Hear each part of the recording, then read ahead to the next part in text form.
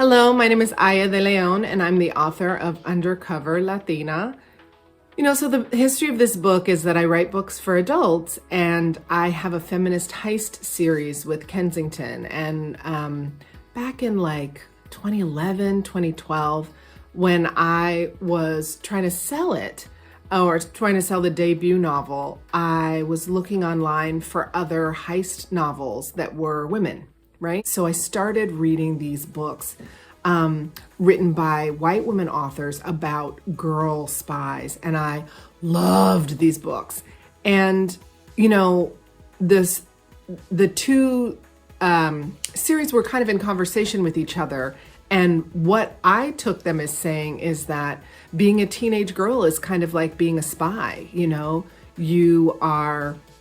have to figure out how to hide your feelings to deal with these environments of high school, and you have to learn how to charm people to get information from them, and you have to sort of disguise yourself with makeup and hairdos, and really all of the things that spies do are things that we ask women to do in this society, and that girls are sort of learning that as they move into adolescence. As I read these books, I started wondering, what would this be for girls of color?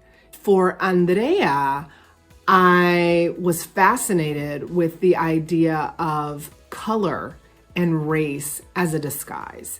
I'm Puerto Rican and West Indian and African American, and my mom is Puerto Rican and very, very light-skinned, often mistaken for white, and my dad is African American and West Indian, and I look how I obviously look.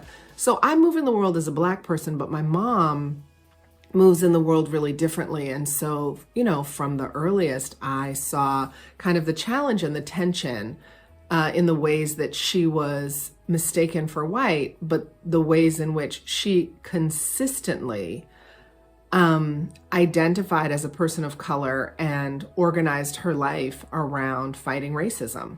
And so I thought about this spy question, and I liked the idea of this young Latina spy who is not even thinking of herself as looking white, but actually, if she straightens out her hair, can be mistaken for white, and that this spy organization that's working on behalf of people of color might call her to action, call her to duty on an assignment that would use that. We could all make a decision to fight racism however we look and however we're perceived, and that we're still legitimate, and that the fight against racism is actually more important than the ways that racism has separated us within our communities, and we can still decide to fight.